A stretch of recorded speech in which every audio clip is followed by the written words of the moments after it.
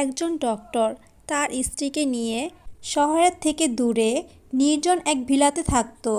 কিন্তু ৮ বছর আগে একটা কার অ্যাক্সিডেন্টের পর থেকে তার স্ত্রী ঋতুর মাথায় আঘাত লাগে, আর সে কোনো কিছুই মনে রাখতে পারতো না। এই জন্য সেই ডক্টর তার স্ত্রীকে অনেক বেশি ভালোবাসতো আর তাকে সব সময় অনেক টেক কেয়ারও করতো। তাদের সব কিছুই ঠিকঠাকভাবে চলছিল, কিন্তু সমস্যা শুরু হয় তখনই যখন ঋতু টিভিতে একটি মেয়ের মিসিং সংবাদ দেখতে পায়। আর সে বলে ওঠে, আমি এই মেয়েটাকে চিনি। আর এরপরই দেখা যায় পুলিশ এই কেসটি ইনভেস্টিগেট করার জন্য ঋতুর কাছে আসে, কারণ মেয়েটা যেখান থেকে মিসিং হয়েছে তার আশেপাশে ঋতুকেই দেখা গেছে। ঋতুকে জিজ্ঞাসাবাদ করলে ঋতু জানায় তার কিছুই মনে নেই, কিন্তু ওই মেয়েটি কীভাবে মিসিং হয়েছে আর ঋতুই কি বা আসলে মেয়েটাকে চিনে, তার সাথে মেয়েটির কী সম্পর্ক, তা মুভিটির শেষ পর্যন্ত আপনাকে সাসপেন্সের মধ্যে রাখবে। আর শেষের টুইস্টটা আপনাকে অবাক করে দেবে, আপনি কল্পনাও করতে পারবেন না। তো আজ এক্সপ্লেন করতে যাচ্ছি 2024 সালের মালয়ালাম ভাষার মুক্তি পাওয়া মুভি বোগেনভিলা, যার বাংলা অর্থ বাগান বিলাস। তো হাই বন্ধুরা, welcome to my channel mo explanation. এমন নতুন আর অসাধারণ মুভি এক্সপ্লেন বাংলাতে দেখতে চাইলে চ্যানেলটি সাবস্ক্রাইব করে রাখতে পারেন। আর আপনারা কে কোথা থেকে এই এক্সপ্লেনটি দেখছেন তা কমেন্ট করে আমাদের জানাতে পারেন। তো আর কথা না বাড়িয়ে এক্সপ্লেনটি শুরু করছি। গল্পের শুরুতেই দেখা যায় গভীর রাত, নির্জন রাস্তায় এক দম্পতি কার ড্রাইভ করে যাচ্ছে। মেয়েটি ছেলেটির কাঁধে মাথা রেখে ঘুমাচ্ছিল। হঠাৎ সামনে থেকে আসা একটা ট্রাকের সাথে ধাক্কা লেগে সাথে সাথে কারটি ছিটকে গিয়ে দুমড়ে মুচড়ে পড়ে। তারপর গল্পটি চলে আসে সেই অ্যাক্সিডেন্টের দীর্ঘ ৮ বছর পর। ঋতু তাড়াহুড়া করে তার ছেলে রায়ান আর মেয়ে এমাকে স্কুল বাসে তুলে দিতে এসেছে। ঋতু বলছিল লেট করলে কিন্তু বাবা অনেক রাগ করবে। এমা তখন বলে, আরে বাবাকে তো গুড মর্নিং বলতে ভুলেই গেছি। ঋতু বলে, এখন চলো, রাতে বাবাকে গুড নাইট বলে দিও। এরপর বাচ্চাদের স্কুলের বাস চলে গেলে ঋতু তখনও আনমনে গেটের দিকে তাকিয়ে কী যেন ভাবতে থাকে। দুধওয়ালা এসে অনেকবার সাইকেলের বেল বাজালে তার ধ্যান ভাঙে, আর সে দুধের প্যাকেট নিয়ে ভিতরে আসছিল। কিন্তু ঋতুর মনের মধ্যে বাচ্চাদের কথাই ভাসছিল। সাথে সাথে সে কাজের মেয়ে রিমাকে ডাক দেয় আর বলে, বাচ্চারা কি স্কুলে গিয়েছে? রিমা বলে, হ্যাঁ গিয়েছে। এরপর ঋতু তাড়াতাড়ি করে এমা আর রায়ানের ঘরে এসে দেখে বাচ্চাদের ঘর ফাঁকা। ঋতু অবাক হয়ে বলে, ওদের স্কুলের বাসে কে উঠিয়ে দিয়ে এসেছে, তুমি নাকি আমি? রিমা বলে, 10 মিনিট আগে আপনিই তো ওদের স্কুলের বাসে উঠিয়ে দিয়ে এসেছেন। কিন্তু ঋতু মনে করতে পারছে না। এরপর সে তার স্টুডিওতে যায়, যেখানে সে পেন্টিং আঁকে। ঋতুর রুমে ঢোকার পরে পাশে থাকা একটা ডায়েরি খুলতেই দেখে ডায়েরিতে লেখা, এটা ঋতুর ডায়েরি। আর সেই ডায়েরিতে ঋতুর ব্যাপারে লেখা ছিল, তার নাম ঋতু, তার স্বামীর নাম ডক্টর রয়েস থমাস, আর তার 2 ছেলেমেয়ের নাম লেখা ছিল। তার নিচেই লেখা ছিল 8 বছর আগে তাদের কার অ্যাক্সিডেন্টের পর থেকেই তার স্মৃতিশক্তির এই প্রবলেমটা হয়েছে। তার মানে ওই অ্যাক্সিডেন্টটি রয়েস আর ঋতুরই হয়েছিল। আর ওই অ্যাক্সিডেন্টের পর থেকেই ঋতুর এই ভুলে যাওয়া প্রবলেমটা হয়েছে। এই জন্যই কিছুক্ষণ আগে ঘটে যাওয়া ঘটনা সে মনে রাখতে পারে না। আর এই কারণেই সে প্রতিটা ঘরের দরজার মধ্যে কোনটা কোন রুম তা লিখে রেখেছে। ডায়েরি পড়ে ঋতু বসে তার পাস্টের কথা মনে করার চেষ্টা করতে থাকে, কিন্তু সে তার বাচ্চাদের কথা ছাড়া আর কোনো কিছুই মনে করতে পারে না। ঋতু অনেক ভালো পেন্টিং করতে পারে, তাই সময় পেলেই ঋতু শুধু বাগান বিলাসের পেন্টিংই আঁকে। কিন্তু এটা যে সে প্রথমবার এঁকেছে তা না, সে সব সময় এই বাগান বিলাসের পেন্টিংই আঁকে। ঋতু তার পেন্টিং কমপ্লিট করে সব সময় তার পিক তুলে রাখত। এরপর ডক্টর রয়েসকে দেখানো হয়। সে একজন খুব ভালো ডক্টর। সে ঋতুকে অনেক বেশি ভালোবাসে। রয়েস এখানে 4-5 বছর আগে এসেছিল। এখন রয়েস তার স্ত্রীর ব্যাপারে অন্য এক ডক্টরের সাথে কথা বলছিল। রয়েস বলে, প্রতিদিন সকালে যখন সে হাসপাতালের উদ্দেশ্যে বের হয়, ঋতু গেটে দাঁড়িয়ে তাকে বিদায় দেয়, কিন্তু রাতে যখন বাড়িতে ফিরে ঋতু তাকে চিনতে পারে না। যখন সে ঋতুকে সব মনে করিয়ে দেয় তখন সে চিনতে পারে। এভাবে ধীরে ধীরে ঋতুর স্মৃতিশক্তি চলে যায়, আবার ফিরে আসে। হঠাৎ করে তার বাবা মা মারা যাওয়াতে সে একটা শক পেয়েছিল। সেটা কাটিয়ে ওঠার আগেই তাদের সে কার অ্যাক্সিডেন্টটা হয়েছে। এতে ঋতুর ব্রেনে অনেক ড্যামেজ হয়ে যায়, যার কারণে তার স্মৃতিশক্তির এই অবস্থা। তখন সে ডক্টর বলে, টেনশন করবেন না, সব ঠিক হয়ে যাবে। এরপরই সে ডক্টর বলে, রবিবার আমাদের এখানে আসুন না।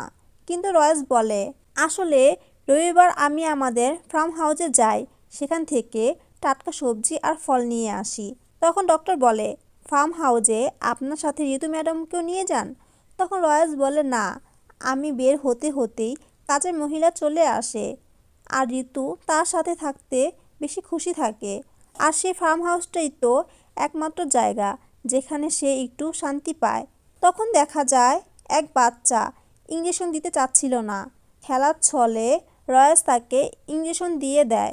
আসলে রয়েস তার কাজগুলো খুব যত্ন সহকারে করে। রয়েস তার কেবিনে বসেছিল, তখন এক নার্স এসে বলে, ম্যাডাম কেমন আছে? রয়েস বলে, জানি না ও কেমন থাকে, কিন্তু আমি যতক্ষণ তার সাথে থাকি ও খুব খুশি থাকে। মাঝে মধ্যে ইচ্ছে করে সব কাজ ফেলে ওর সাথেই সময় কাটাই। সিন চলে যায় অতীতে অ্যাক্সিডেন্টের পর।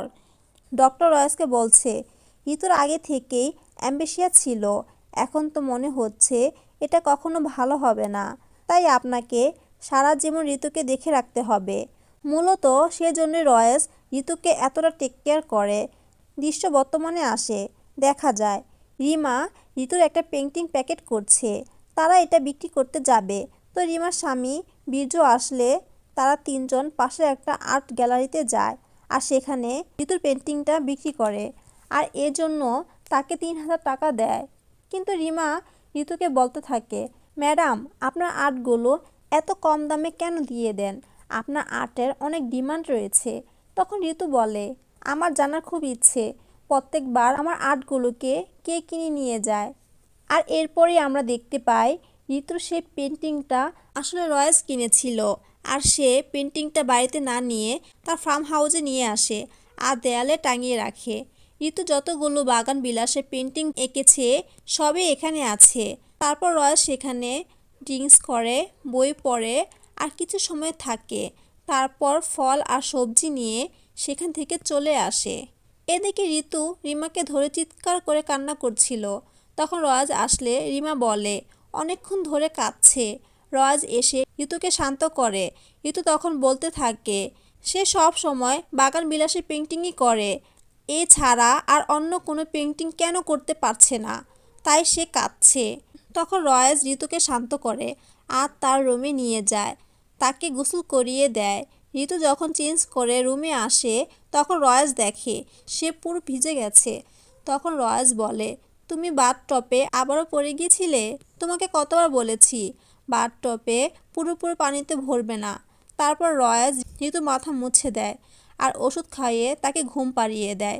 এরপর সে ঋতুর মোবাইলটা নিয়ে ঋতুর সেই পেন্টিংগুলো ডিলিট করে দেয়। রাতের বেলায় হঠাৎ স্বপ্নের মধ্যে সুরের শব্দ পেয়ে ঋতুর ঘুম ভেঙে যায়। এর জন্য ঋতু অনেক ভয় পেয়ে যায় আর বলে, তোমার আর ছেলে মেয়েদের কথা ভেবে আমার অনেক টেনশন হয়, কারণ এরকম নিরিবিলি ভিলাতে চোরেরা বেশি টার্গেট করে। রয়েস বলে, ঠিক আছে, তাহলে বাসায় সিসিটিভি ক্যামেরা লাগিয়ে দিব, আর এখন তুমি ঘুমিয়ে পড়ো। পরের দিন রবিবার ছিল, কিন্তু দেখা যায় ঋতু এমা আর রায়ানকে স্কুলের জন্য রেডি করিয়ে দিচ্ছে। তখন তারা দুজনে বলতে থাকে, সানডে তো হলিডে, তাহলে আজও কেন তাদের স্কুলে যেতে হবে?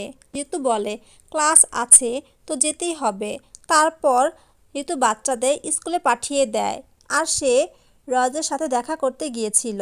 সেখান থেকে আসার সময় ঋতু রয়েসকে বলে, বাচ্চাদের স্কুল থেকে কখন নিয়ে আসবে? রয়েস বলে, একটু পরে গিয়ে নিয়ে আসবো। রয়েস তাড়াহুড়া করছে দেখে ঋতু তখন বলে, তুমি তাড়াহুড়া কেন করছো? রয়েস বলে, কিছুদিন আগেই তো বলেছিলাম বাড়িতে সিসিটিভি ক্যামেরা লাগাবো, আজকে তারা এসেছে আর আজ রিমাও ছুটিতে আছে। এরপর তারা বাড়িতে ফিরে এসে দেখে একটি টিম এসেছে। সে বাড়িতে সিসিটিভি লাগানোর জন্য। তাদের ম্যানেজার আমালা সে ঋতুকে একটি কার্ড দেয়। তখন রয়েস ঋতুকে সকলের জন্য জুস নিয়ে আসতে বলে। ঋতু রান্নাঘরে এসে কার্ডটি সেলফের ভেতর রেখে দেয় আর সবার জন্য জুস বানাতে থাকে। কিন্তু ঠিক তখনই সে আবারও অন্যমনস্ক হয়ে যায় আর সেখানে এতগুলো লোককে দেখে ঋতু ভয় পেয়ে যায়। তখন ঋতু একটি ছুরি নিয়ে তাদের দিকে ধরে চিৎকার করতে থাকে।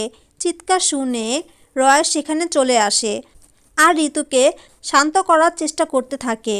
ঋতু যখন কোনোভাবে শান্ত হচ্ছিল না তখন রয়েস বাধ্য হয়ে ঋতুকে একটা জোরে থাপ্পড় মেরে তাকে অজ্ঞান করে দেয়। এরপর তাকে বেডরুমে নিয়ে গিয়ে তাকে ফার্স্ট এড দিয়ে ঘুম পাড়িয়ে দেয়। এদিকে সিসিটিভি ক্যামেরা লাগানো শেষ হলে তারাও সেখান থেকে চলে যায়। এরপর মাঝরাতে ঋতুর আবারও ঘুম ভেঙে যায়। ঋতু কিছু একটা শব্দ পাচ্ছিল, তাই সে তার মোবাইলের ফ্ল্যাশ লাইট জ্বালিয়ে রয়েজের দিকে ধরতেই রয়েজের মুখটা দেখে সে ভয় পেয়ে যায়। তখনই পিছন থেকে একজন ঋতুর গলা চেপে ধরে আর সেখানেই সিন কাট হয়। এরপর সিন চলে যায় রয়েজের হাসপাতালে। মূলত গত রাতে তাদের বাড়িতে চোর এসেছিল আর সে রয়েজের মাথায় আঘাত করেছিল। কিন্তু রয়েজ ব্যান্ডেজ করবে না, কারণ ঋতু ভয় পেয়ে যাবে। তাছাড়া ঋতুর কালকে রাতের কোনো কথাই মনে থাকবে না। তখন ডক্টর বলে, পুলিশ কমপ্লেন করেছেন? রয়েজ বলে, ঘর থেকে তো কিছুই চুরি হয়নি, তাই কমপ্লেন করিনি। তখন ডক্টর ঋতুর ব্যাপারে জানতে চাইলে রয়েজ বলে, আস্তে আস্তে ঋতুর অবস্থা ভালো হচ্ছে, এখন ঋতুর পুরনো স্মৃতি মনে করার চেষ্টা করছে। তখন ডক্টর বলে, আরে এটা তো অনেক ভালো লক্ষণ। এরপর রয়েজ বিজুর গাড়িতে করে বাসায় আসলে ঋতু বলে, তাদের গাড়ি কোথায়? রয়েজ বলে, সেটা রেগুলার সার্ভিসের জন্য দেওয়া হয়েছে, চলে আসবে। তারপর দেখা যায় ঋতু পেন্টিং করতে বসেছে, কিন্তু সে ভাবতে থাকে সে কি পেইন্ট করবে। কিন্তু কেন যেন তার মনে বারবার সূর্যমুখী ফুলের দৃশ্য আসছিল। তখন আগে সে কি পেইন্ট করছিল সেটা চেক করার জন্য তার মোবাইলটা নিলে সে দেখে পেইন্টিংয়ের কোনো ছবি নেই। তাই সে তার ডায়েরি চেক করে আর ডায়েরিতে লেখা ছিল, যখনই পেইন্টিং করবে ছবি নিতে ভুলবে না। কিন্তু ঋতু বুঝতে পারছে না তার পিকগুলো কোথায় গেল। তখন ঋতু বাইরে এসে বসে আর তখনই টিভিতে নিউজ দেখতে পায় ছায়া নামের বিবিএ কলেজের স্টুডেন্ট মিসিং আর সে একজন এমএলএর মেয়ে ছিল। মেয়েটি ছবিটি টিভিতে দেখার পরে সে কল্পনা করছিল যে সূর্যমুখী বাগানের মধ্যে সে দৌড়াচ্ছে আর ছায়া সে বাগানের মধ্যে হাসি মুখে দাঁড়িয়ে আছে। কিন্তু ঋতু ছায়ার কাছে যেতেই সে উধাও হয়ে যায়। তখন রিমাকে ঋতু বলে, যে মেয়েটিকে টিভিতে দেখাচ্ছে তাকে আমি চিনি, আমি তাকে কোথায় যেন দেখেছি, তার সাথে কথাও বলেছি। তখন রিমা বলে, হ্যাঁ মনে পড়েছে, গতকাল আমরা যখন মার্কেটে গিয়েছিলাম তখন একজন পুলিশ এই মেয়েটির ছবি দেখিয়ে বলেছিল যে মেয়েটি মিসিং। আমরা যদি মেয়েটিকে দেখি তাহলে যেন পুলিশকে ইনফর্ম করি। ঋতু তখন অবাক হয়ে রিমাকে বলে, আমাকেও কি জিজ্ঞাসা করেছিল? রিমা বলে, হ্যাঁ, কিন্তু তারপরও ঋতু বলতে থাকে সে ছায়াকে চিনে। এরপর দেখা যায় ঋতু তার ব্রেসলেটটা খুঁজে পাচ্ছে না, তাই রিমাকে নিয়ে সে ব্রেসলেটটা খুঁজছে, সারা ঘর খুঁজেও পাচ্ছে না। তখন ঋতু বলে, ওই ব্রেসলেটটা তার লাগবেই, কারণ সেটা রয়েস তাকে গিফট দিয়েছিল। তারপর সে রয়েসকে মেসেজ করে তাড়াতাড়ি বাড়িতে আসতে বলে।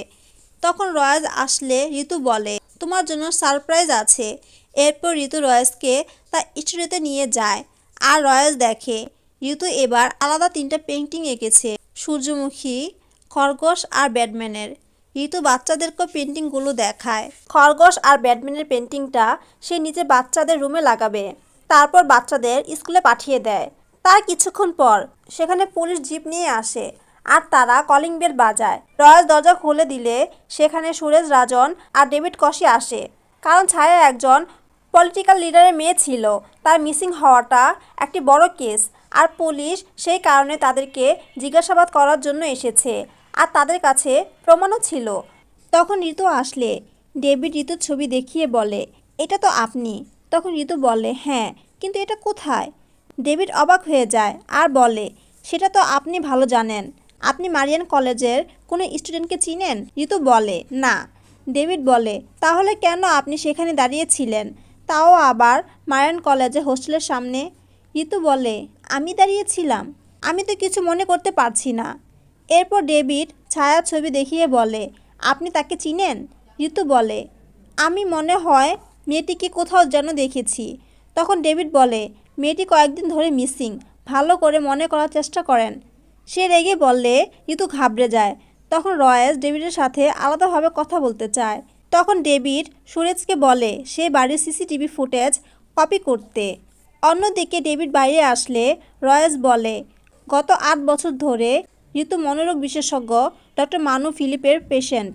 আসলে একটা কার অ্যাক্সিডেন্টের পর থেকে ওর এই কন্ডিশন, তাই আপনি যাই বলেন না কেন ঋতু এমনই বলবে। ডেভিড ঋতুর কন্ডিশন জেনে রয়েসকে বলে, আসলে জানতাম না, সরি।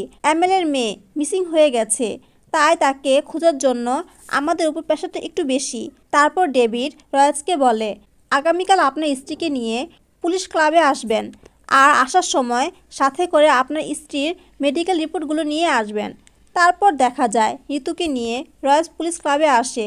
তখন রয়েসকে বাইরে বসিয়ে রেখে ঋতুকে ভিতরে নিয়ে আসে। তখন ডেভিড ঋতুকে আবারও ছায়ার ছবি দেখায় আর বলে, এই মেয়েটিকে চিনেন?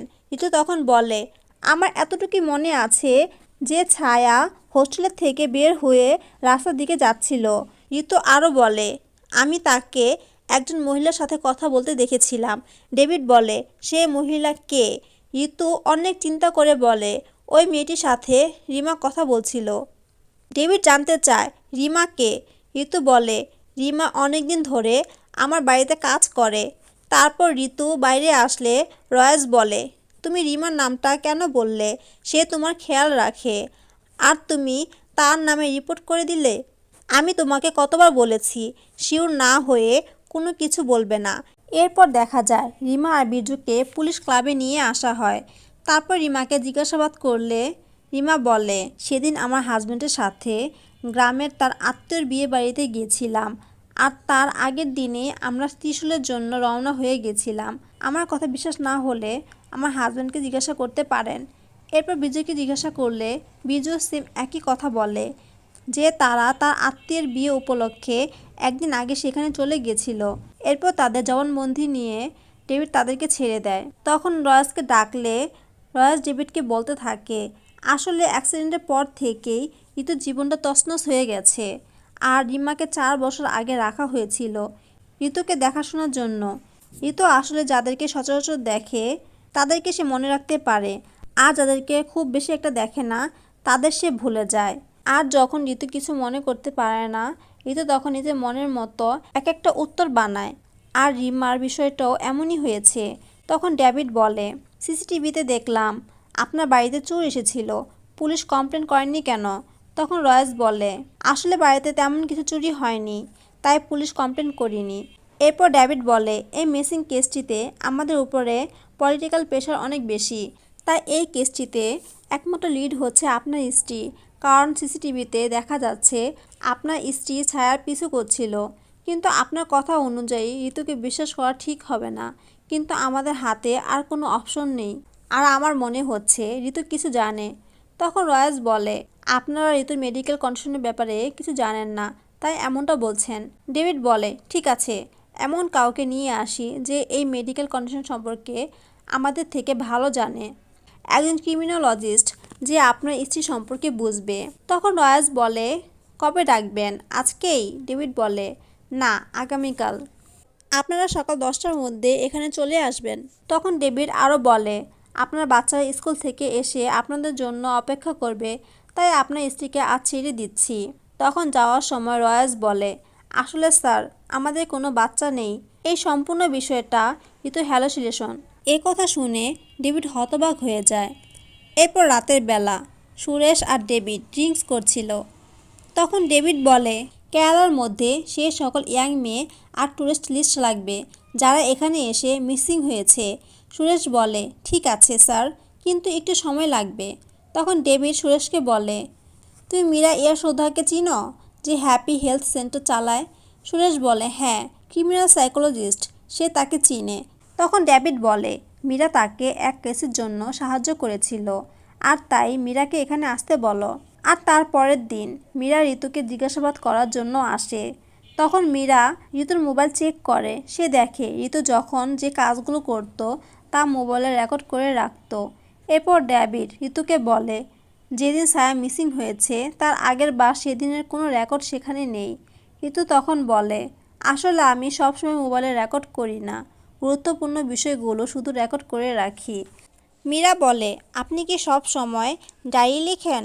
তখন ঋতু বলে, যখনই কোনো জিনিস মনে রাখার প্রয়োজন পড়ে তখনই শুধু লিখি। মীরা তখন বলে, ছায়ার ব্যাপারে আর কি কোনো কিছু জানেন? মনে করার চেষ্টা করেন। ঋতু বলে, আমি তেমন কিছু জানি না, আমি শুধু ছায়ার নিউজ টিভিতে দেখেছিলাম। তখন মীরা বলে, তাহলে কি সেই নিউজ দেখার পর সানফ্লাওয়ার পেন্টিং এঁকেছিলেন? কিন্তু ঋতু বলে, সানফ্লাওয়ার পেন্টিংয়ের সাথে ছায়ার মিসিং কেসের কি কোনো সম্পর্ক রয়েছে? তখন ডেভিড বলে, সেটা তো আপনি বলবেন। ঋতুর কথা, আমি তো কোনো কিছু মনে করতে পারছি না। কিন্তু মীরা ঋতুর কাছে জানতে চায় সে সব সময় কেন বাগান বিলাসী পেন্টিংই আঁকে। ঋতু আবারও বলে সে কিছুই জানে না। ডেভিড বলে, আপনাকে বারবার ওই লেডিস হোস্টেলের সামনে কেন দেখা যায়? ঋতু বলে, আমি কি বারবার সেখানে যাই? ডেভিড তখন সিসিটিভি ফুটেজ ঋতুকে দেখে বলে, সে মোট 7 বার সেখানে গিয়েছে। আর সপ্তম দিন আপনি ছায়াকে ফলো করছিলেন। আর আপনার কথা মতো সেদিন রিমা ছায়াকে ফলো করছিল, কিন্তু সেটা রিমা ছিল না, কারণ রিমা তার হাজব্যান্ডের সাথে ত্রিশূলে যাচ্ছিল। সেটাও সিসিটিভি ফুটেজ আমাদের কাছে রয়েছে। মীরা ঋতুকে বলে, ভালো করে মনে করার চেষ্টা করুন, সেদিন এমন কি দেখেছিলেন? তখন ঋতু বারবার মনে করতে থাকে সেদিন ছায়ার সাথে একজন মহিলা ছিল, কিন্তু কে সে তার মুখটা দেখা যাচ্ছিল না। যখনই সে মনে করতে যাবে তখনই ডেভিড বলে, ঠিক আছে, আপনি এবার আসতে পারেন। এরপর ঋতু বেরিয়ে আসতে আসতে সেদিনের কথা মনে করার চেষ্টা করছিল। আর তখনই ঋতুর মনে পড়ে আসলে সেদিন ছায়ার সাথে রিমা নয়, বরং সে নিজেই ছিল। এদিকে রয়েস বিরজুর সাথে কথা বলতে আসে। বিরজু বলে, আমরা পুলিশের ভয়ে সব কিছু ছেড়ে এখানে এসেছি, কিন্তু এখানেও আবার সে পুলিশের ঝামেলা। রয়েস তখন রিমাকে বলে, তুমি তো ঋতুর ব্যাপারে সব কিছুই জানো। কিন্তু রিমা বলে, আপনি তো দেখলেন কি হয়েছে। তখন রয়েস রিমাকে রিকোয়েস্ট করে বলে, তুমি ছাড়া ঋতুকে কেউ সামনে রাখতে পারে না, তাই আমি কথা দিচ্ছি এমনটা আর কখনো হবে না। তখন রিমা আর বিরজু রাজি হয়ে যায় আবার ঋতু দেখাশোনা করার জন্য। আর এর মধ্যেই দেখা যায় ব্রিজের নিচেই একটা লাশ পাওয়া যায়, আর সেখানে থাকা পুলিশ একটা ব্রেসলেট পায়। এদিকে দেখা যায় ঋতু আর রিমা কথা বলছিল। তখন হঠাৎ ঋতু বলে, আমার ব্রেসলেটটা কোথায়? রিমা বলে, আমরা সেদিন অনেক খুঁজেছিলাম, কিন্তু কোথাও খুঁজে ব্রেসলেটটা পাইনি, সেটা হারিয়ে গেছে। তখন রিমা ঋতুকে বলে, তুমি যেদিন হাসপাতালে গিয়েছিলে সেখানে আবার ফেলে আসনি তো? তাছাড়া আমরা গাড়িটাও তো চেক করে দেখিনি, সেজন্য তারা গাড়ি তল্লাশি করে।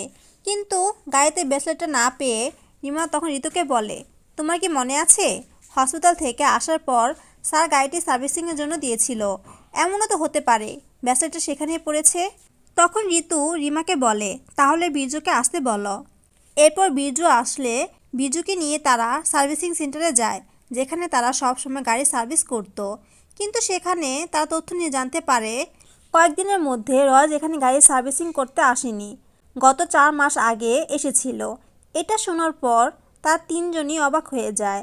এরপর তারা সেখান থেকে হসপিটালে যায়, কারণ ওই রাতে তারা হসপিটালে গিয়েছিল। বীরজু তখন একজন দারোয়ানের সাথে কথা বলে। সে বলে, কিছুদিন আগে ডক্টর রয়েস আর ম্যাডাম এই হসপিটালে এসেছিল, তাই না? দারোয়ান বলে, হ্যাঁ এসেছিল। কেন, কি হয়েছে? বীরজু বলে, ম্যাডাম বললেন তার ব্রেসলেটটা এখানে কোথাও পড়েছে, তুমি কি দেখেছ? দারোয়ান তখন বলে, আমাকে জিজ্ঞাসা না করে ম্যাডামকে জিজ্ঞাসা করেন, সেই তো সেদিন গাড়ি ড্রাইভ করে এখানে এসেছিল। তখন বীরজু বলে, ম্যাডাম গাড়ি চালাতে পারে না। তখন সে দারোয়ান বলে, তোমাকে কে বলেছে? সে তো খুব ভালো গাড়ি চালাতে পারে।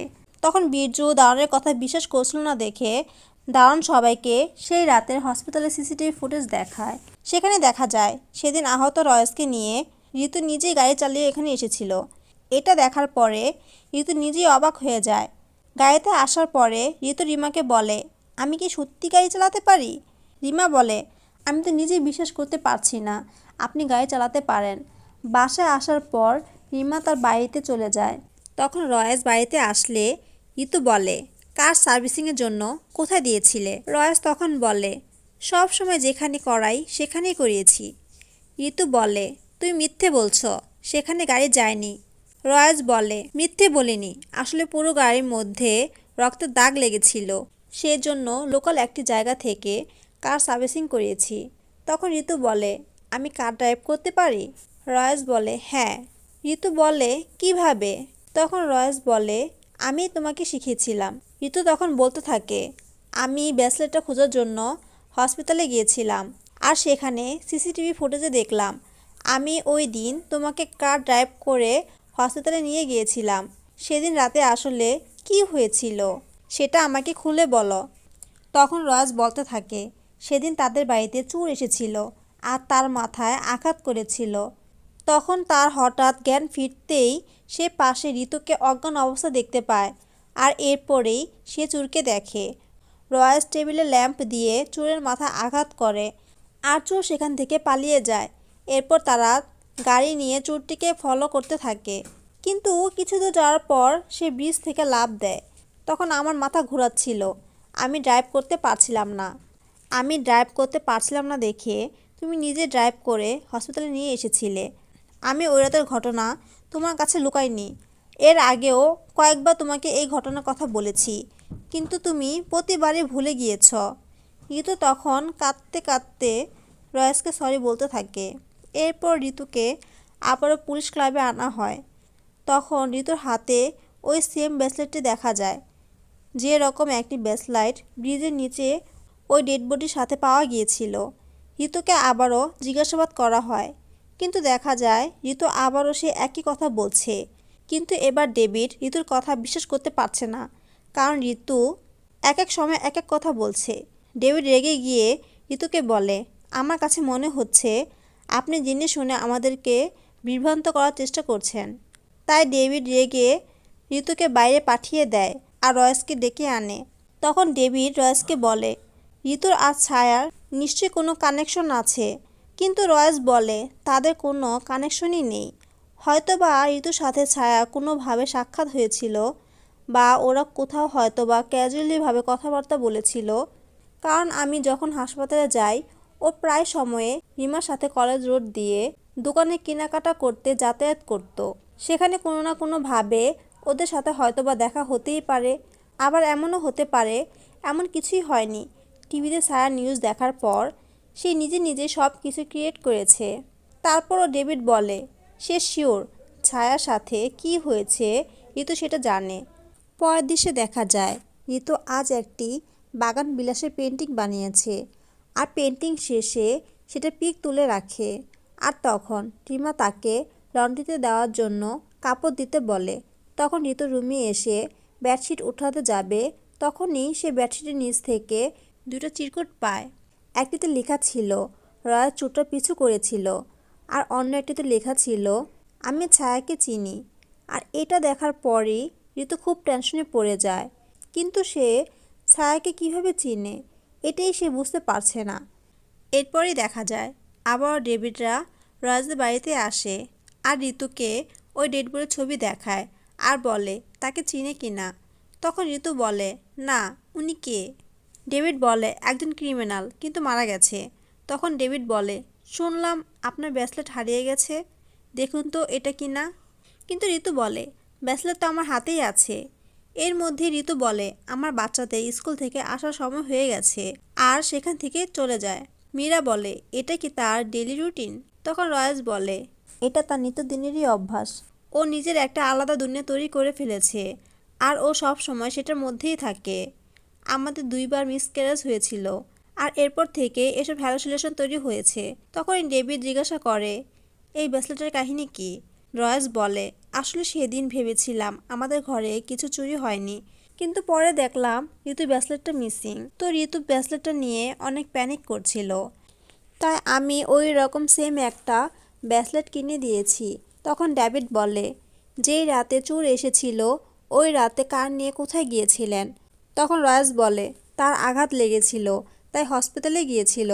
তারপর ডেভিডও সেখান থেকে চলে যায়। ঋতু যখন গোসল করছিল তখন সে দেখতে পায় তার শরীরে অনেক আঘাতের চিহ্ন। সে বুঝতে পারছে না এগুলো কিভাবে হলো। এরপরে সে রান্নাঘরে আসে আর সেখানে আমালা নামের ওই মেয়েটির কার্ড দেখতে পায়। সে রিমাকে বলে, এই মেয়েটাকে কল করো আর এখানে আসতে বলো। তখন আমালা আসলে তাকে দিয়ে সিসিটিভি ফুটেজ চেক করায়। ঋতু সেই রাতে কি হয়েছিল সেই ঘটনাটা দেখে। সেদিন রয়েস ওই ল্যাম্প দিয়ে চোরের মাথায় আঘাত করেছিল।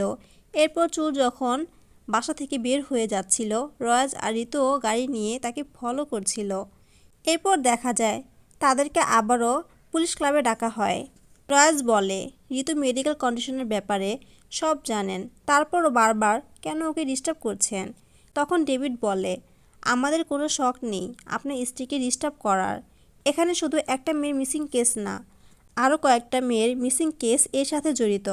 তাই আপনার স্ত্রীকে ডাক দেন। ঋতু আসলে ডেভিড ঋতুকে টিশিকা আর জেনিফার নামে আরও দুটি মেয়ের ছবি দেখায়। আর ছবি দুটিতে দেখা যায় তারা যে টি শার্টটি পরেছিল তাতে র্যাবিট আর ব্যাটম্যানের লোগো ছিল। কিন্তু ঋতু তখন বলে, আমি এদের কাউকে চিনি না। কিন্তু ঋতু সানফ্লাওয়ারের সাথে সাথে র্যাবিট আর ব্যাটম্যানেরও পেন্টিং এঁকেছিল। ঋতু হয়তো আবার কিছু ভুলে যাচ্ছে, কিন্তু সে এই কিছুতেই কিছু মনে করতে পারছিল না। আর তখনই ডেভিড রয়েজের কাছে ঋতুর ডক্টরের ব্যাপারে জিজ্ঞাসাবাদ করে। তারপর রয়েজের থেকে ঠিকানা নিয়ে তারা সেখানে চলে যায়। আর সেখানে গিয়ে জানতে পারে ঋতুকে প্রতি মাসে একবার হলেও এখানে আনা হয়। আর প্রতিবারই ঋতু এই রুমেই থাকতো। ডেভিড আর মীরা লক্ষ্য করে এই রুমের জানালা দিয়ে বাগান বিলাসের গাছ দেখা যাচ্ছে, যে ধরনের গাছ ঋতু পেন্টিং করতো সবসময়। এরপর ডেভিড এখানকার ডক্টরকে সে 3টা মেয়ের ছবি দেখিয়ে বলে তাদের সে চিনে কিনা বা ঋতুর সাথে কখনো দেখেছে কিনা। তখন ডক্টর বলে সে এদের কাউকে চিনে না, আর ঋতু এদেরকে চিনে কিনা তা সেটা বলতে পারে না। এদিকে ঋতু রিমাকে নিয়ে বাড়ি ফিরছিল, কিন্তু ঋতুর বারবারই মনে হচ্ছে কেউ তাকে ফলো করছে। রিমাকে জানালে রিমা বলে, এটা তোমার ভুল ধারণা, তোমার পিছনে তো কেউই নেই। এরপর ঋতু বাড়ি ফিরে ডায়েরিতে কিছু লিখছিল আর ছিঁড়ে ফেলছিল। অন্যদিকে দেখা যায় মীরা রয়েজের সাথে তার ক্লিনিকে দেখা করতে আসে। মীরা বলে, আমি ঋতুর সাইকোলজিক্যাল অ্যানালাইসিস করতে চাই। রয়েজ তখন বলে, ঋতু মেডিকেল কন্ডিশনের ব্যাপারে তো সব জানেন। তারপরও মীরা বলে যে সব মেয়েরা মিসিং, তাদের কোনো বডি পাওয়া যায়নি, কেউ মুক্তিপণও দাবি করছে না। ঋতু তাদের বিষয়ে কিছু তো একটা জানে, তাই ওই মেয়েগুলোকে উদ্ধার করার জন্য আপনি আমাদের হেল্প করুন। তখন রয়েজ বলে, ঠিক আছে, কিন্তু আমাদের যে বাচ্চা নেই এটা ঋতুকে বলবেন না, কারণ একমাত্র এই আশা নিয়ে ঋতু বেঁচে আছে। তারপর দেখা যায় সাইকোলজিক্যাল অ্যানালাইসিস করার জন্য ঋতুকে নিয়ে আসা হয়। তখন মীরা ঋতুকে বলে একটি লাইটের দিকে তাকিয়ে থাকতে। তখন মীরা ওই মিসিং মেয়েদের নিয়ে ঋতুকে প্রশ্ন করতে থাকে, কিন্তু দেখা যায় ঋতুর মাইন্ডের ভেতর সে একটা জঙ্গলের ভিতর দৌড়াচ্ছে। দৌড়াতে দৌড়াতে ঋতু পুকুরে পড়ে যায় আর তার চোখ দিয়ে পানি পড়তে থাকে। থেরাপির পরে মীরা রয়েসকে জিজ্ঞাসা করে, ঋতু যে পুকুরটার কথা বলছে সেটা কি আপনি চিনেন? রয়েস বলে, না, হয়তো ছোটবেলা ওর গ্রামের কোনো পুকুর হবে। তারপরে দেখা যায় ঋতুকে সে জায়গাগুলোতে নিয়ে আসা হয়েছে যেখান থেকে ছায়া, টিশিকা আর জেনিফা মিসিং হয়েছিল।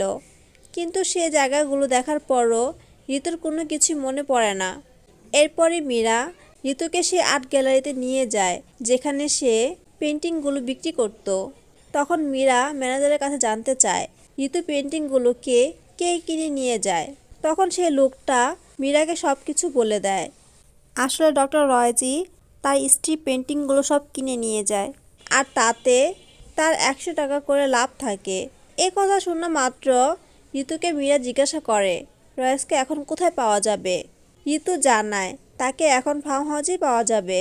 এরপর মীরা ফার্ম হাউসে আসে রয়েজের সাথে দেখা করতে। তখন মীরা পেন্টিংয়ের ব্যাপারে রয়েজের কাছে জানতে চায়। তখন রয়েজ বলে, আমি আগে থেকে সেখানে 4000 টাকা দিয়ে আসি, আর ওরা ঋতুকে 3000 টাকা দেয়। তখন মীরা পেন্টিংগুলো দেখতে চাইলে তখন রয়েজ মীরাকে অন্য রুমে নিয়ে এসে ঋতু সব পেন্টিংগুলো দেখায়।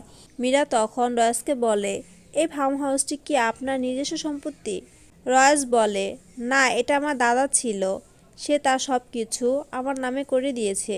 সাধারণত বাচ্চাদের বাবাই হলো তাদের হিরো, কিন্তু আমার কাছে আমার দাদাই আমার হিরো। রয়েস মীরাকে তখন ড্রিঙ্ক সাধলে মীরা না করে দেয়। মীরা জানালার পর্দা সরাতেই দেখে সামনে সেই বাগান বিলাসের গাছ। মীরা তখন বলে, তাহলে কি ঋতু এগুলোরই পেন্টিং করতো? রয়েস বলে, হতে পারে, কারণ বিয়ের পর আমরা এখানে প্রায়ই আসতাম। ঠিক তখনই বাইরে থেকে শূকরের শব্দ আসে। মীরা ভয় পেয়ে যায় আর সে রয়েসকে বলে, এখানে কি শূকর আছে? রয়েস বলে, শুধু শূকরই না, ছাগল, হাঁস, মুরগি সবই আছে। তবে মীরা কেন জানি ভয় পাচ্ছে, তাই সে দ্রুত সেখান থেকে চলে যায়। পরের দিন সকালে রয়েস ঘুম থেকে ওঠে। বেডের নিচে থাকা ঋতু 3টে চিরকুট পায়। একটাতে লেখা ব্যাটম্যানের লোগো, র্যাবিট আর সূর্যমুখী পেন্টিংটি মীরা নিয়ে গেছে। আরেকটিতে লেখা, মীরা কাল আবারও আসবে আর আমাকে ফার্ম হাউসে নিয়ে যাবে। শেষটাতে লেখা, মীরা আমাকে বলেছে আমাদের কোনো বাচ্চা নেই। তখন দেখা যায় রয়েস শেষ চিরকুটটি নিজের কাছে রেখে বাকি 2টা আবার বেডের নিচে রেখে দেয়। তারপর কিছুক্ষণ পর ঋতু ওঠে আর সেই চিরকুটগুলো চেক করে। কিন্তু ফার্ম হাউসে যাওয়ার চিরকুটটা পড়তেই ঋতুর কানে শূকরের শব্দ ভেসে আসছিল। তাই সে দৌড়ে ওয়াশরুমে গিয়ে বমি করতে থাকে। এরপর রুমে এসে সে মীরাকে কল করে, কিন্তু মীরার ফোন বন্ধ। এরপর রয়েসকে দেখা যায় বাচ্চাদের রুমে আসতে। ঋতু বলে, তুমি এখানে কি করছো? রয়েস বলে, কিছু না, ঘর থেকে কিছু একটা মিসিং হয়ে গেছে। বাচ্চাদের রুমের পেন্টিংগুলো নেই। তখন ঋতু বলে, ওগুলো তো গতকালকে মীরা নিয়ে গেছে। রয়েস বলে, ঠিক আছে, গোসল করে নাও। গোসল শেষে রয়েস ঋতুর মাথা মুছে দিচ্ছে। তখনই ডেভিড আর সুরেশ সেখানে আসে। সুরেশ সিসিটিভি ফুটেজ চেক করতে বসে। ডেভিড বলে, মীরাকে লাস্ট কবে দেখেছেন? ঋতু বলে, গতকাল বিকেলে। ডেভিড জানতে চায়, মীরা কি কিছু বলেছিল? ঋতু বলে, না, আমার তো কিছু মনে নেই। রয়েস বলে, কেন, কি হয়েছে? ডেভিড বলে, মীরা মিসিং। ওর বাবা বলেছে গতকাল রাতে গাড়ির হর্ন শুনে মীরা চেক করতে বের হয়েছিল। এরপর থেকে আর তাকে খুঁজে পাওয়া যাচ্ছে না। তখনই সুরেশ ডেভিডকে ডেকে কিছু ফুটেজ দেখায়। ফুটেজে দেখা যায় মীরা এসে ঋতুর সাথে কথা বলছিল আর যাওয়ার সময় পেন্টিংগুলো নিয়ে যাচ্ছে। আবার মীরা যাওয়ার পরপরই রয়েস এসেছিল। আবার রাতে তারা বেরও হয়েছিল। রয়েস জানায় তারা রাতে ডিনার করতে গিয়েছিল। তবে সব কিছু শোনার পর ডেভিড ফুটেজের কপি নিয়ে সেখান থেকে চলে যায়। এরপরই রয়েসকে দেখা যায় তাড়াহুড়া করে বের হচ্ছে। তখন রয়েস জিজ্ঞাসা করে, রিমা এখনও আসছে না কেন? আমাকে ফার্ম হাউসে যেতে হবে, মহিষ কেনার জন্য একজন ক্রেতা আসবে। তখনই দেখা যায় রিমা আসে আর রয়েস ফার্ম হাউসে যাওয়ার জন্য বের হয়ে পড়ে। ফার্ম হাউসে আসার পর ফ্রিজ থেকে কিছু মাংস বের করে আর সে মাংস গ্রিল করে কুকুরদের খাওয়ায়। এরপর বসে বসে ড্রিঙ্কস করতে থাকে আর তার দাদার ছবি দেখতে থাকে। গল্প চলে আসে রয়েসের ছোটোবেলায়। দাদার অমতে তার বাবা মা বিয়ে করেছিল। রয়েস যখন ছোট ছিল তার বাবা তাকে আর তার মাকে নিয়ে সেখানে আসে, মানে এই বাসায় আসে। দাদা রেগে রয়েস আর তার মাকে বাড়িতে ঢুকতে দিলেও বাবাকে গলা ধাক্কা দিয়ে বের করে দেয়।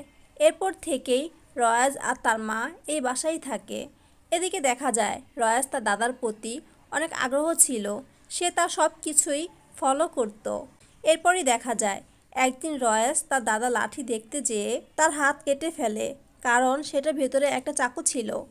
একদিন খুব আগ্রহ নিয়ে তার দাদা চেয়ারে বসলে তখনই তার দাদা সেখানে আসে আর তাকে বলে, এই সব কিছুই তোমার, শুধু তুমি তোমার বাবার মতো হইও না। এরপর গ্রামে পুজোর অনুষ্ঠানে তার দাদা গ্রামবাসীকে খাওয়াচ্ছিল। পরে সেখানে নাচগানও হচ্ছিল। কিন্তু রাতে শব্দ পেয়ে রয়েস বাড়ির পিছনে গিয়ে দেখে কয়েকজন লোক 2টি মেয়েকে তার দাদার কাছে নিয়ে আসে। মেয়ে দুটি অনেক রিকোয়েস্ট করতে থাকে তাদের ছেড়ে দেওয়ার জন্য, কিন্তু তার দাদা লাঠির ভয় দেখিয়ে মেয়ে দুটিকে উপরে নিয়ে যায়। এভাবে মাঝে মধ্যেই রয়েসের দাদা অল্প বয়সী মেয়েদের এনে রেপ করত। কিন্তু এর মধ্যে একদিন একটা মেয়ে মারা যাওয়ায় তার লোক দিয়ে লাশটাকে শুকরের খামারে নিয়ে টুকরো টুকরো করে কাটে। আর এই সব কিছুই রয়েস দূরে লুকিয়ে লুকিয়ে দেখছিল। তবে শুধু তাই নয়, রয়েসের দাদার হয়ে যে লোকটা কাজ করত সে লোকটাকেও কাজে পাঠিয়ে দিয়ে তার স্ত্রীর সাথে পরকীয়া করত। আর রয়েস জানালা ছিদ্র দিয়ে সেটা দেখতে থাকে, আর মহিলাও এটা খেয়াল করে। এরপরই রয়েস সে মহিলার বাড়ির সামনে কয়েকদিন দাঁড়িয়ে থাকে। একদিন রাতে সে জানালা দিয়ে উকি দিতেই সে মহিলা সেখানে চলে আসে আর রয়েসকে তার ঘরে নিয়ে গিয়ে দরজা বন্ধ করে দেয়। অর্থাৎ রয়া ছোটবেলা থেকেই মেয়েদের নেশায় মগ্ন ছিল। এরপর গল্পটি বর্তমানে আসে। রয়েসকে দেখা যায় তার দাদার সেই লাঠিটা নিয়ে সেই ফার্ম হাউসের নিচে একটা গোপন রুমে আসে, আর সেখানে দেখা যায় মীরাকে অজ্ঞান অবস্থায় সে বেঁধে রেখেছিল। এখানে জানালার পাশেও সেই বাগান বিলাসের গাছ। অন্যদিকে ঋতু মীরার কথা ভাবতে ভাবতে গতকালের কথা মনে করার চেষ্টা করতে থাকে, কিন্তু কিছুতেই কিছু মনে পড়ছে না তার। এই জন্য সে চিৎকার করে কাঁদতে থাকে। আর তখনই দেখা যায় সেখানে রিমা চলে আসে, আর রিমা বলে, কি হয়েছে? ঋতু বলে, গতকাল না মীরা এসেছিল? রিমা বলে, গতকাল তো আমি একটু আগে চলে গিয়েছিলাম। ঋতু বলে, যতই মনে করার চেষ্টা করছি আরও বেশি ভুলে যাচ্ছি। রিমা বলে, তুমি না সব কিছু রেকর্ড করে রাখো? ঋতু বলে, আমি তো কোনো রেকর্ডই পাচ্ছি না, এমনকি পেন্টিংয়ের ছবিগুলোও পাচ্ছি না। রিমা তখন বলে, তাহলে সিসিটিভি চেক করে দেখো। এরপর ঋতু সিসিটিভি চেক করে, আর সেখানে দেখা যাচ্ছে মীরা ঋতুকে কিছু একটা বলছিল, কিন্তু কি বলছিল? তখন ঋতু বলে, আমি গুরুত্বপূর্ণ কিছু লিখে রেখে বিছানার নিচে রাখি, এর জন্য দুজনে মিলে বিছানার নিচে খুঁজে দেখে, কিন্তু কোথাও সে চিরকুটগুলো নেই, কারণ সেগুলো তো রয়েস নিয়ে গেছে। তখন ঋতু আবারও গতকালের সিসিটিভি ফুটেজ সব চেক করে। তারপর ঋতু রিমাকে বলে, এখন রয়েস কোথায়? রিমা বলে, ট্রাক যেহেতু নিয়ে গেছে তাহলে নিশ্চয়ই ফার্ম হাউসেই রয়েছে। ঋতু বলে, বীরজুকে ডাকো, আমরা ফার্ম হাউসে যাব। এরপর বীরজুকে নিয়ে ফার্ম হাউসে যেতে থাকে, কিন্তু মীরার বাড়ি দেখে ঋতু বীরজুকে গাড়ি থামাতে বলে। গাড়ি থামিয়ে ঋতু রিমাকে চেক করার জন্য ভেতরে পাঠায়, কিন্তু যখনই রিমা চেক করে আসছিল তখনই সে রিমার মধ্যে মীরাকে কল্পনা করতে থাকে। তখন রিমা গেটের সামনে এসে ঋতুকে বলে, গতকাল গাড়ির হর্ন শুনে মীরা চেক করতে এসেছিল আর ফেরেনি। এরপরই বীরজু যেখানে দাঁড়িয়ে ছিল সেখানে সে রয়েসকে কল্পনা করতে থাকে, আর তার সব মনে পড়তে থাকে। এরপরে তারা ফার্ম হাউসে চলে আসে, আর ফার্ম হাউসে গাড়ির হর্ন শুনে রয়েস তাড়াতাড়ি মীরাকে একটা ইঞ্জেকশন দিয়ে সেখান থেকে এসে কুকুরদের দরজাগুলো খুলে দেয়, আর সে বাইরে চলে আসে। রয়েস বাইরে আসলে ঋতু রয়েসকে বলে, মীরাকে খুঁজে পাওয়া যাচ্ছে না।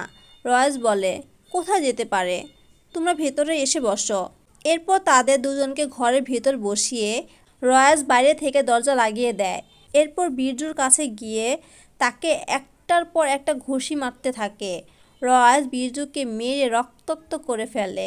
শব্দ পেয়ে ঋতু আর মীরা উকি দিয়ে দেখে আর অবাক হয়ে যায়। রিমা চিৎকার করতে থাকে, কিন্তু তারপরও রয়েস হেডলাইনের ভাঙা কাঁচের টুকরো দিয়ে বীরজুর গলা কেটে বীরজুকে মেরে ফেলে। এদিকে ঋতু গ্লাস ভেঙে দরজা খুলে বেরিয়ে আসে। রয়েসের আসল চেহারা দেখে ঋতু রিমাকে পালাতে বলে। রিমা যখন পালাতেই যাচ্ছিল রয়েস রিমার গলা ধরে আছড়ে মাটিতে ফেলে দেয়, আর রিমা সেখানেই অজ্ঞান হয়ে যায়। ঋতু এসব দেখে বমি করে দেয়। এরপর সে ঋতুকে বুঝিয়ে শুনিয়ে নিয়ে এসে ঘুম পাড়িয়ে দেয়, আর রিমাকেও সে আন্ডারগ্রাউন্ডে নিয়ে আসে আর তাকে একটা ইঞ্জেকশন দিয়ে দেয়, আর সেই কুকুরগুলোকেও ছেড়ে দেয়। তখন কুকুরগুলো বীরজুর শরীর ছিন্ন বিচ্ছিন্নভাবে খেতে থাকে। তারপরে রয়েস ভিতরে এসে ঋতুর সব পেন্টিংগুলো আগুন জ্বালিয়ে দিয়ে সামনে দাঁড়িয়ে পাগলের মতো নাচতে থাকে। আর তখনই ঋতুর ঘুম ভেঙে যায়। সারা দেয়ালে আগুন দেখে ঋতুর ওই রাতের অ্যাক্সিডেন্টের কথা মনে পড়ে যায়। অ্যাক্সিডেন্টের পরে ডক্টর রিপোর্ট দেখে বলেছিল কোনো শক বা ট্রমায় ঋতুর স্মৃতিশক্তি চলে যেতে পারে, আর এটা জানার পর রয়েস সেটাই ব্যবহার করত। ঋতুর এই দুর্বলতাকে কাজে লাগিয়ে রয়েস এত বছর তাকে মানসিক রোগী বানিয়ে রেখেছে। ঋতু যখনই পুরনো স্মৃতি মনে করে বাগান বিলাসের ছবি আঁকে, তখনই রয়েস তাকে গোসলের বাহানা দিয়ে ঘরে এনে লাউডে গান বাজিয়ে দিয়ে ওয়াশরুমে এনে সে ঋতুকে ইচ্ছা মতো বেল দিয়ে পিটাতো, কারণ ঋতু রয়েজের সেই রুমের কথা এখনও ভুলতে পারছে না। এই জন্য ঋতুকে বাথটবে পানির মধ্যে চেপে ধরতো, আর এতে ঋতু ট্রমায় গিয়ে আগে সব কথা ভুলে যেত। সব ভুলে ঋতুর ওয়াশরুমে থেকে বের হলে রয়েজ তখন বলতো, তুমি আবারও বাথটবে পড়ে গিয়েছিলে। ঋতু এটাই বিশ্বাস করে নিত, রয়েজ যে তাকে মেরেছে এটা সে এক মুহূর্তেই ভুলে যেত। এখানে আরও দেখা যায় রয়েজ ঋতুর সাহায্যেই ছায়াকে কিডন্যাপ করেছিল। তবে শুধু ছায়াই না, ত্রিশিকা, জেনিফার তাদেরকেও ঋতুর সহযোগিতায় কিডন্যাপ করেছিল। রয়েজ ওই মেয়েগুলোকে কিডন্যাপ করে তার ফার্ম হাউসে এনে রেপ করে তাদের কেটে টুকরো টুকরো করে শূকরদের খাওয়াতো। এমনকি তাদের ব্যবহৃত জিনিসপত্র রয়েজ যত্ন করে রেখে দিত। আর ওই রাতেও রয়েজ মীরাকে ঋতুর সাহায্যে সেই একইভাবে কিডন্যাপ করেছিল। এতক্ষণে ঋতু সব কিছু মনে পড়ে গেছে, তাই রয়েজ ঋতুকে আবারও বাথটবে চুবানোর জন্য নিয়ে যায়। কিন্তু তখনই দেখা যায় ঋতু পাশ কাটিয়ে রয়েজকে পানিতে চেপে ধরে আর দরজা লাগিয়ে সেখান থেকে পালাতে শুরু করে। কিন্তু বাইরে এসে দেখে ওই কুকুরগুলো বিজু লাশটা ছিন্ন ভিন্ন করে খাচ্ছে। এই জন্য ঋতু বাগানের দিকে দৌড়াতে থাকে। অন্যদিকে রয়েজ ওয়াশরুম থেকে বেরিয়ে একটি গান লোড করে আর ঋতুকে খুঁজতেই বেরিয়ে পড়ে। তার সাথে তার কুকুরগুলোকে লেলিয়ে দেয়। ঋতু অন্ধকারে দৌড়াতে দৌড়াতে পা পিছলে একটি পুকুরে পড়ে যায়, আর সেখানে এসে রয়েজ ঋতুকে ধরে ফেলে। এরপর রয়েজ ঋতুকে আবারও সেই আন্ডারগ্রাউন্ডে নিয়ে আসে আর ঋতুকে বলতে থাকে, আমি ভেবেছিলাম এখানকার দৃশ্য তোমাকে দেখাবো না, তারপরও দেখালাম, কারণ একটু পরেই তুমি সব ভুলেই যাবে। এরপর রয়েজ একটা ইঞ্জেকশন দিয়ে ঋতুকে তার নিজের শরীরে পুশ করতে বলছিল, কিন্তু ঋতু নিতে চাচ্ছিল না। তারপর তাকে গান দিয়ে ভয় দেখালে ঋতু রয়েজের পায়ে ইঞ্জেকশনটা পুশ করে দেয়। আর তখনই মীরার জ্ঞান ফেরা মাত্রই মীরা তার চেন দিয়ে রয়েজের গলা চেপে ধরে। এরপর ঋতুকে দ্রুত পুলিশে ফোন করতে বলে। কিন্তু যখনই ঋতু যেতেই যাবে ঠিক তখনই রয়েজের হাতের গানটা তার মাথায় ছুঁড়ে মারে আর ঋতু সেখানেই অজ্ঞান হয়ে যায়। এরপর রয়েজ আর মীরার মধ্যে বেশ কিছুক্ষণ ধস্তাধস্তি চলতে থাকে। এর মধ্যে ঋতুর জ্ঞান আসলে সে গান নিয়ে দাঁড়িয়ে থাকে। তখন মীরা বলে, ঋতু শ্যুট করো। কিন্তু রয়েজ বলতে থাকে, ঋতু ও একটা পাগল, ও আমাকে আর আমার বাচ্চাদের মারতে এসেছে। আর তখনই ঋতু সব মনে পড়ে। মীরা সেদিন ঋতুকে বলেছিল তাদের কোনো বাচ্চা নেই। মীরা তখন আবারও বাচ্চাদের রুমে গিয়েও বলেছিল, তুমি কখনো বাচ্চাদের রুম এত সাজানো গোছানো দেখেছ? এরপর ঋতু সেগুলো চিকুটে লিখে বিছানার নিচে রেখেছিল, কিন্তু সেটা রয়েজ সরিয়ে রেখেছিল। ঋতু তখন রয়েজকে গান পয়েন্ট করে আর বলে, আমাদের কোনো বাচ্চা নেই রয়েজ। এটা বলেই ঋতু রয়েজকে শ্যুট করে দেয়। আর রিমাও দেখা যায় সাথে সাথে উঠে একটা চেয়ার নিয়ে রয়েজের মাথায় আঘাত করে। তখনই দেখা যায় ডেভিড আর টিম সেখানে চলে আসে আর তাদের সবাইকে উদ্ধার করে নেয়। এরপর মীরা পুলিশকে জানায়, আসলে সেদিন যখন ফার্ম হাউসে গিয়েছিলাম আশেপাশের সব জিনিসই আমার কাছে অদ্ভুত লাগছিল। সেদিন আমার মনে হয়েছিল ফার্ম হাউসের সেই বাগান বিলাসের গাছ, ঋতুর পেন্টিং আর মিসিং হওয়া মেয়েদের মধ্যে কোনো কানেকশন রয়েছে। এছাড়া রজের কথাবার্তাও আমার কাছে একটু আজব লাগছিল। আর ওই রাতেই আমি আপনাকে কলও করতাম যাতে ফার্ম হাউসটা তল্লাশি নিতে পারেন। কিন্তু তার আগেই রাতে গাড়ি হর্ন শুনে বের হয়ে দেখি সেখানে ঋতু দাঁড়ানো। মীরা তখন বলে, ঋতু এই পুরো কেসটি সলভ করেছে। তখন ডেভিড মীরার কাছে ক্ষমা চেয়ে বলে, এইসব আমারই বোঝা উচিত ছিল। আমরা ঋতু স্মৃতিশক্তি আর হ্যালোসিনেশনের উপর ফোকাস করতে গিয়ে রয়েজের উপর সন্দেহই করতে পারিনি। আমাদের মনে হচ্ছিল রয়েজ ঋতুকে বাঁচানোর চেষ্টা করছে। তখন ডেভিড ঋতুকে বলে, হতে পারে আপনি ওর কাছ থেকে পালানোর সময় অ্যাক্সিডেন্টই হয়েছিল। আবার এমনও হতে পারে অ্যাক্সিডেন্টটি সত্যি সত্যিই হয়েছিল। যে 13 জন মেয়ে মিসিং ছিল আমরা তাদের সবার জিনিসপত্র ফার্ম হাউস থেকে উদ্ধার করেছি। আর ওই 13 জন মেয়েদের মধ্যে একমাত্র ঋতু যে ওর কাছ থেকে বেঁচে গেছে। আর সে এই কারণে বেঁচে গেছে কারণ ঋতুকে ব্যবহার করে সেই মেয়েদের যেন ফাঁদে ফেলতে পারে। মীরা তখন বলে, সে বুঝতে পেরেছিল তোমাকে বাথটবে চোবালে তুমি সব কিছু ভুলে যাও। হয়তো তুমি ওই ফার্ম হাউসে অনেক দিন ছিলে আর সেই জন্য তুমি শুধু বাগান বিলাসের পেন্টিংই করতে। তখন ডেভিড বলে, রয়েজ আপনাকে নিয়ে মিথ্যা একটা দুনিয়া বানিয়ে রেখেছিল আর সেটা অন্য সবাই বিশ্বাস করে নিয়েছিল। আর বাস্তবে আপনার নাম ঋতু না, এস্থার এমানুয়েল। নিজের আসল পরিচয় শুনে ঋতু তখন কাঁদতে থাকে। আসলে রয়েস তাকে কিডন্যাপ করেছিল, রেপ করে মেরে ফেলার জন্য। কিন্তু অ্যাক্সিডেন্টের পর রয়েস যখন জানতে পারে তার ভুলে যাওয়ার প্রবলেম রয়েছে, তাই তাকে হাতিয়ার বানিয়ে অন্য মেয়েদের কিডন্যাপ করত আর তাকে নিয়ে সে সুন্দর একটা সংসারে নাটক করত, সবাইকে বোঝাতো সে খুব ভালো একজন হাজব্যান্ড। মূলত রয়েস এমন একটি মিথ্যা জগৎ বানিয়ে রেখেছিল যার কোনো অস্তিত্বই ছিল না, আর এর জন্যই কেউ তাকে সন্দেহ করেনি।